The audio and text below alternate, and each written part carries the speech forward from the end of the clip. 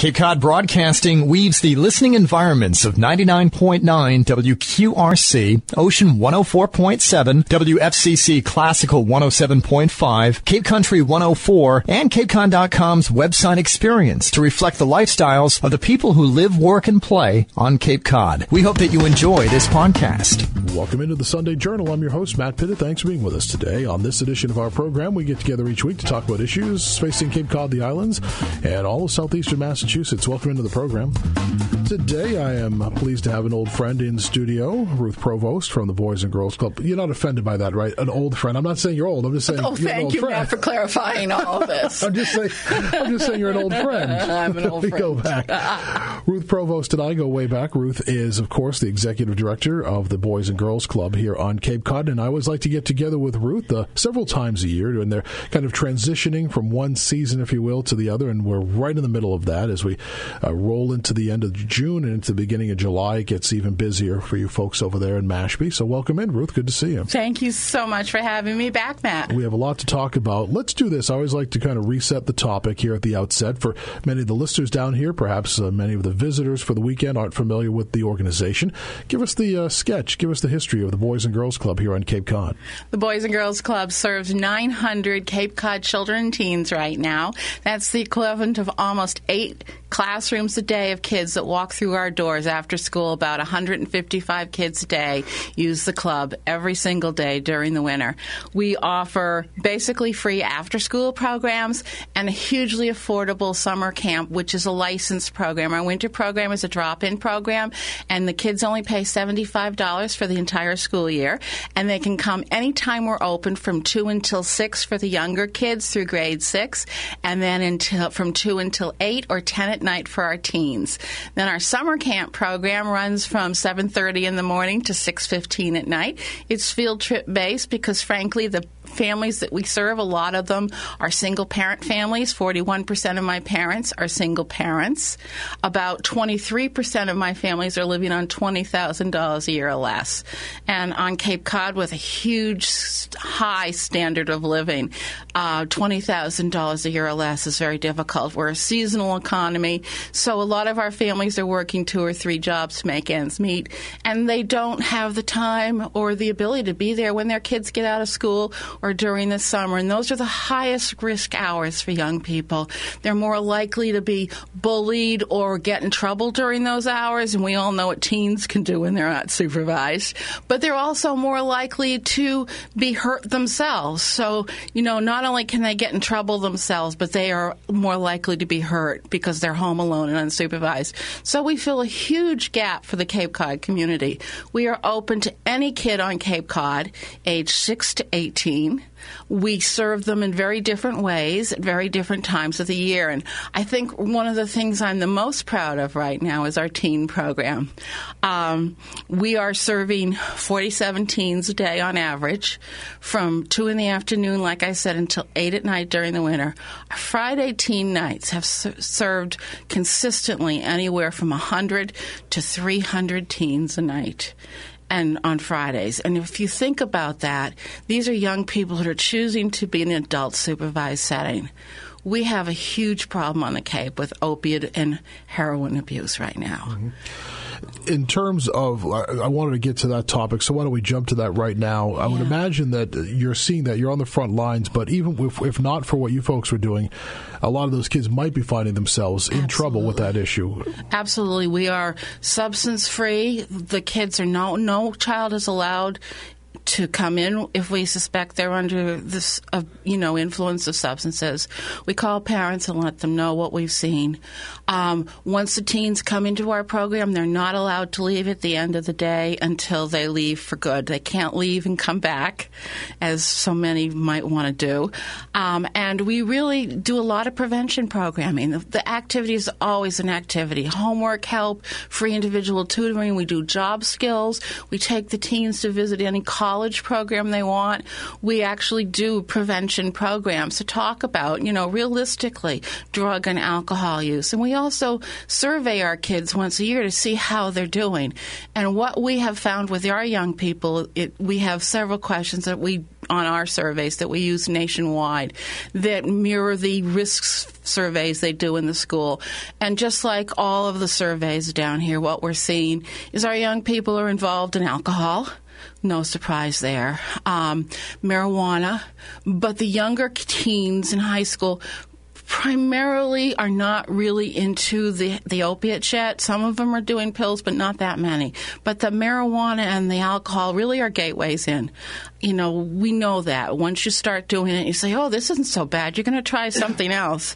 And so where we're seeing an opiate problem is in the young 20, 30-year-olds in particular, although it knows no age boundaries. In the first 3 months of 2015 alone, there were, and I know you know this, Matt, because you report on this every day, there were 103 overdoses in just the 3 biggest towns on the Cape, Falmouth, Yarmouth, and Barnstable. It doesn't even count the other, 12 towns on the Cape, and there were 12 deaths. That's just in 3 months.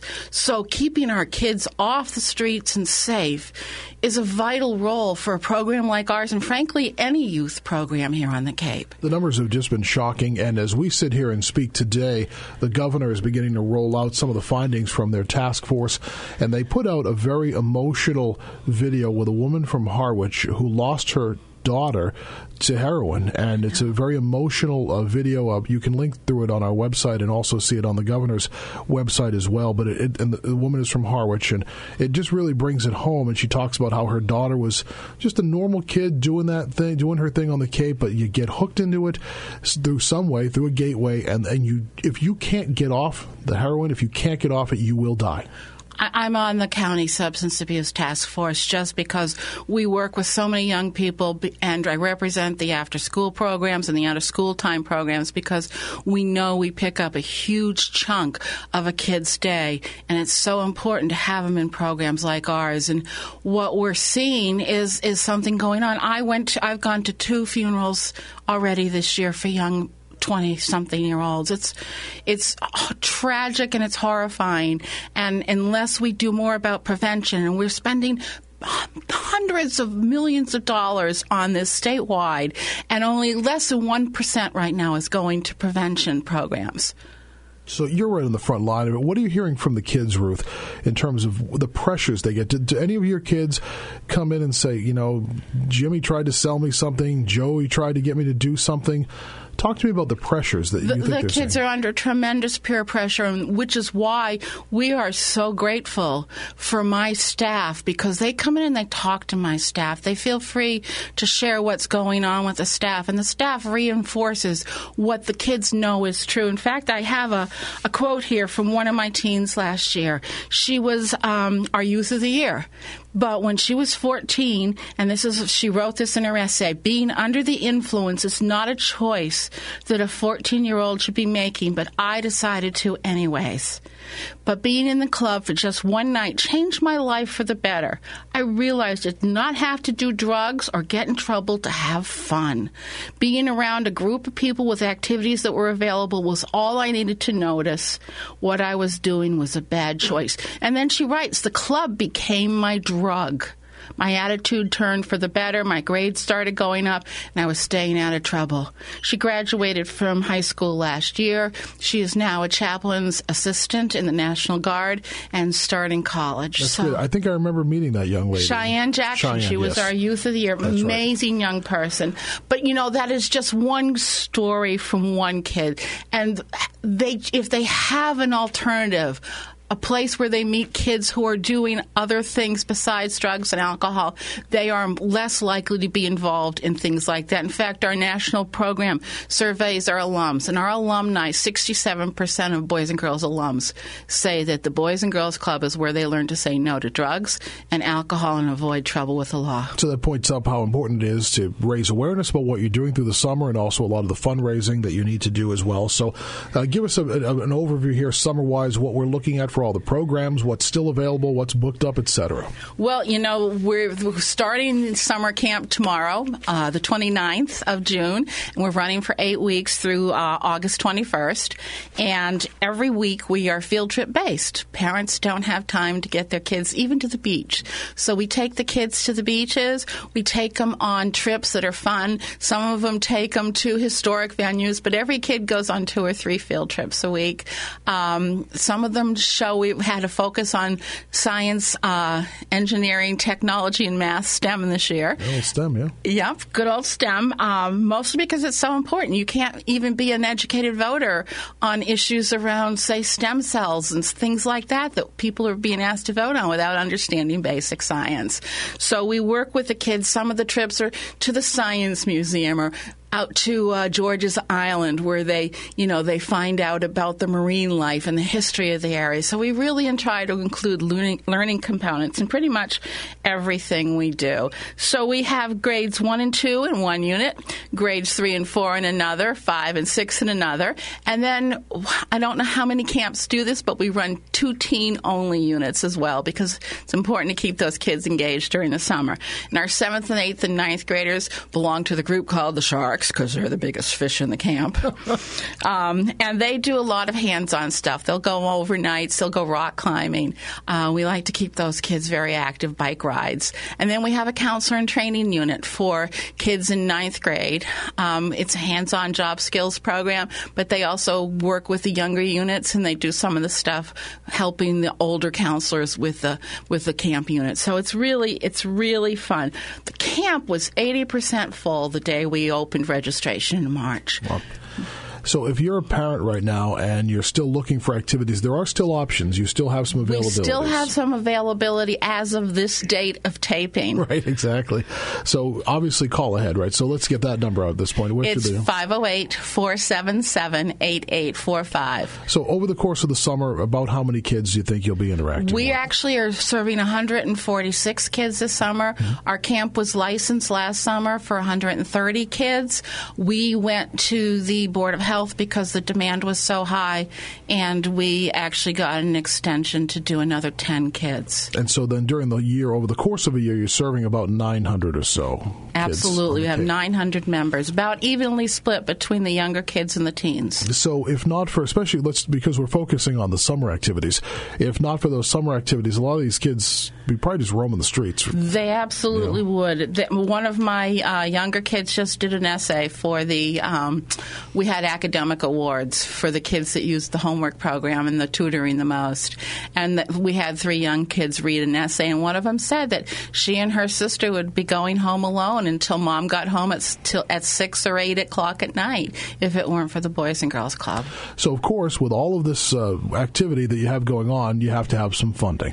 We do. And, we're not a town-funded. People think, our property taxes pay. We don't have to help you out. Nothing. The government, isn't stepping in big time. We get a competitive grant through the state budget and Department of Public Health for youth at risk. But, other than that, government funding's about 3% or less of my budget. And my budget's $773,000 a year, which we have to raise from scratch. So talk about some of the events you've had. What's coming up? What can people get involved in? Well, we actually have some really fun stuff, not just for the kids, but for the grown-ups this summer. Our annual gala, we just had that at the Coonamessett Inn. People can still make a donation if they want to help support the programs we run. We have a fishing tournament. We got something for everybody. Nice. We got a fishing tournament coming up July 17th at Mashpee Neck Marina with the big party afterwards at the Raw Bar in the Papanesset. I love the Raw Bar. Yeah, anybody that knows Bob Weeks and the Raw Bar knows that this is going to be fun. I want a lobster roll now. That's what. Oh, absolutely. Me too. We have a we have a golf tournament on August 3rd, and that's on the Ocean Course at New Seabury. It's going to be on the beach at the Papanesset Inn, so you spend the whole day at the beach doing fun activities. Then we have a party at the Poppy. It's a cocktail party at the Papanesset to say goodbye to summer on September 10th.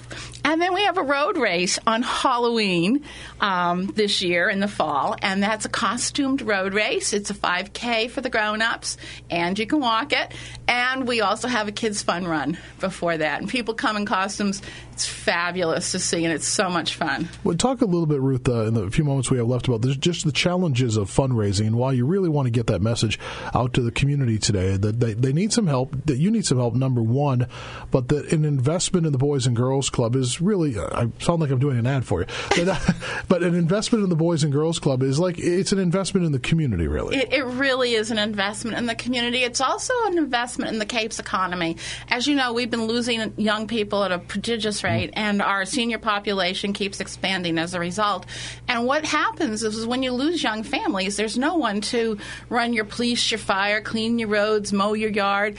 And one of the ways we can keep young families here is to provide programs like the Boys and Girls Club, because we're basically free. We're a real incentive for a young family that's thinking about moving to stay, because frankly, even with our high housing costs, a young family with just one parent and two kids actually pays more for their child care than they do for their housing costs. And I hear stories from some parents who say they kind of need to be a two-income family, but the cost of putting the kid into any type of child care wipes out the whole second income to start out with. It's a kind of a vicious cycle there. It really is. And so supporting a program like ours really helps the families we serve. It helps the community, and it helps really everyone on the Cape by keeping kids in a safe place.